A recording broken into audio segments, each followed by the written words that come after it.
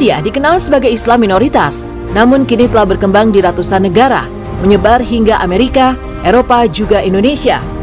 Lantas, apa saja yang telah dilakukan Muslim yang satu ini? Setelah pendirinya wafat pada tahun 1908, secara organisasi Ahmadiyah dikomandoi secara terpusat oleh seorang pemimpin rohani yang dikenal sebagai Khalifah. Organisasi ini berbendera Ahmadiyah Muslim Community atau Jemaah Muslim Ahmadiyah yang saat ini dipimpin oleh Mirza Masroor Ahmad, pemimpin spiritual kelima dalam sejarahnya. Seorang khalifah dipilih oleh komite khusus melalui proses panjang, sedikit mirip dengan pemilihan pemimpin gereja Katolik Roma. Khalifah Islam Ahmadiyah bertugas membimbing para penganut dalam bidang kerohanian dan duniawi. Khalifah juga memimpin sholat Jumat dan sholat-sholat khusus di hari besar Islam. Biasanya ini diselenggarakan di Baitul Futuh, London, masjid yang menjadi sentra kegiatan Ahmadiyah di seluruh dunia. Kekhalifahan Ahmadiyah tidak melakukan gerakan-gerakan politik yang mengancam eksistensi kekuasaan pemerintah. Jemaah Muslim Ahmadiyah menyatakan diri sebagai organisasi Islam terdepan yang menolak terorisme. Sikap ini dapat dimaknai sebagai implementasi dari ajaran pendiri Ahmadiyah, Mirza Ghulam Ahmad, bahwa jihad dengan pedang secara agresif sudah tidak memiliki tempat dalam Islam. Sebaliknya, pengikutnya diajarkan untuk berjuang tanpa kekerasan lewat jihad dengan pena dalam membela Islam. Memiliki keimanan dan tata cara ibadah yang sama dengan kelompok Islam lainnya. Lantas, mengapa sebagian menganggap kalau Ahmadiyah bukan bagian dari Islam? Persekusi terhadap jemaat Ahmadiyah sepenuhnya disahkan, bahkan didukung oleh pemerintah Pakistan. Undang-undang pidana Pakistan secara eksplisit mendiskriminasi minoritas agama dan Ahmadiyah, secara khusus menjadi sasaran pelarangan karena langsung dan tidak langsung menyebut diri sebagai Muslim. Ahmadiyah dilarang menyebut masjid sebagai tempat ibadah atau menggunakan azan dan berdoa sebagaimana kaum Muslim. Mereka juga dilarang menyebarkan dengan perkataan atau menulis atau mengatasnamakan agama mereka dengan maksud mengajak orang lain.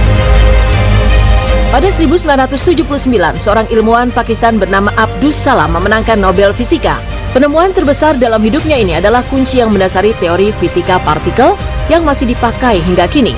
Juga menjadi tonggak penemuan partikel Higgs boson pada 2012.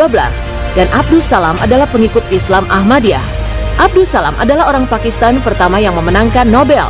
Semestinya kemenangan ini menjadi momen bersejarah bagi negaranya. Panjang hidupnya, Abdus Salam taat beribadah. Ketika bekerja sepanjang hari di rumahnya di London, ia lakukan sambil memutar rekaman lantunan ayat-ayat suci Al-Quran. Dia juga tidak pernah melihat keyakinannya sebagai halangan untuk ilmu pengetahuan. Bahkan ia menganggap kedua bidang ini bekerja saling berkelindan. Ia kerap mengaku kepada banyak sejawatnya, sebagian besar ide-ide datang kepadanya dari Tuhan. Abdus Salam bekerja keras menemukan teori dasar fisika yang bisa menjelaskan semua teori fisika partikel yang dikatakannya mirip dengan keyakinannya. Lubna Arsyad mencatat sejarah baru. Ia adalah perempuan kulit berwarna sekaligus muslimah pertama dalam sejarah yang dilantik sebagai Lord Mayor of Oxford atau wali kota Oxford pada Rabu 17 Mei 2023. Dengan hijab yang menutupi kepala, ia tampil berbeda. Lubna Arsyad yang sebelumnya adalah Labour Councillor dilantik dalam sebuah upacara di Balai Kota Oxford. Pejabat sebelumnya Kota James Fry pensiun dan mengundurkan diri. Lubna Arsyad terpilih sebagai anggota Dewan Kota pada tahun 2018 mewakili Cowley Marsh pada awalnya dan kemudian karena perubahan batas pemilihan, sekarang melayani Temple Cowley. Sebagai wali kota, Lubna Arsyad juga menaungi sejumlah badan amal, yakni Humanity First, Oxford Community Action, dan Asylum Welcome. Kepala Organisasi Riset Ilmu Pengetahuan, Sosial dan Humaniora Badan Riset dan Inovasi Nasional, Ahmad Najib Burhani menilai usaha-usaha Ahmadiyah dalam menerjemahkan Al-Quran.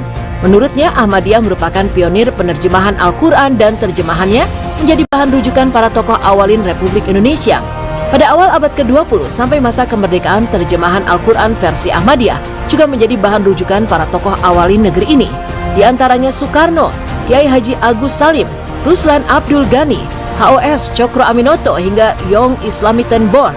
Hingga kini Ahmadiyah telah menerbitkan terjemahan Al-Quran ke 120 bahasa di dunia. Barangkali ini merupakan salah satu organisasi Islam yang mampu menerjemahkan Al-Quran ke dalam banyak bahasa di dunia. Islam Ahmadiyah punya sejarah panjang di Afrika. Para misionaris pertama tiba seabad yang lalu di Afrika Barat dan telah sukses secara spektakuler di antara orang Afrika, terutama di Nigeria, Tanzania, Ghana, Sierra Leone, dan Nigeria yang menjadi negara dengan pertumbuhan tercepat di dunia dalam hal populasi. Sebagai presentasi dari populasi nasional, Sierra Leone diperkirakan memiliki 10-16% Ahmadiyah, presentasi tertinggi di dunia dan jauh lebih tinggi daripada di Pakistan. Di Ghana, Muslim Ahmadiyah juga merupakan lebih dari 1/6 populasi Muslim dan mengoperasikan ratusan sekolah, perguruan tinggi dan stasiun radio. Di Burkina Faso, stasiun radio Ahmadiyah bersaing secara agresif dengan stasiun Muslim Sunni lainnya untuk menyebarkan dakwah Muslim Afrika yang sebelumnya sebagian besar non-denominasi yang menggabungkan kepercayaan animisme tradisional mereka yang sinkron dengan mistisisme Sufi. Langkah ini terbayar dengan dibangunnya ratusan masjid Ahmadiyah di Afrika, dengan acara-acara Ahmadiyah dihadiri oleh para pejabat dan bahkan ulama Muslim lainnya di Afrika. Di Afrika, banyak Muslim arus utama termasuk ulama tidak Ahmadiyah sebagai sesat, sangat kontras dengan yang terjadi di Asia Selatan. Dari sekitar 12 juta Ahmadiyah di dunia, sebagian besar dari mereka kini tinggal di Afrika. Jamaah Ahmadiyah hingga saat ini sedang terus bekerja menyebarluaskan Islam ke seluruh pelosok dunia dengan cinta dan damai. Upaya-upaya yang dilakukan oleh Muslim Ahmadiyah dalam menyebarluaskan Islam dan ajaran Nabi Muhammad Sallallahu Alaihi Wasallam ke seluruh pelosok dunia, di antaranya ialah dengan cara mengirimkan mubalik-mubalik Islam ke seluruh negara di semua benua. Mereka bekerja siang dan malam mendakwahkan Islam kepada masyarakat dunia yang sebelumnya sama sekali belum mengenal Islam, mendirikan pusat-pusat misi dakwah di berbagai kota di negara di mana mereka ditugaskan. Kemudian mereka mendirikan masjid-masjid ketika dakwah telah berkembang untuk memfasilitasi para jamaah beribadah kepada Allah Subhanahu wa Ta'ala. Jemaat Ahmadiyah membangun lebih dari 15.000 masjid, 500 sekolah, lebih dari 30 rumah sakit di dunia. Itulah Ahmadiyah. Minoritas Muslim ini kini terus berkembang pesat dengan ajaran cinta damainya, menyebarkan Islam ke seluruh pelosok dunia dengan motonya Love for all, hatred for none. Cinta untuk semua, tidak ada kebencian untuk siapapun.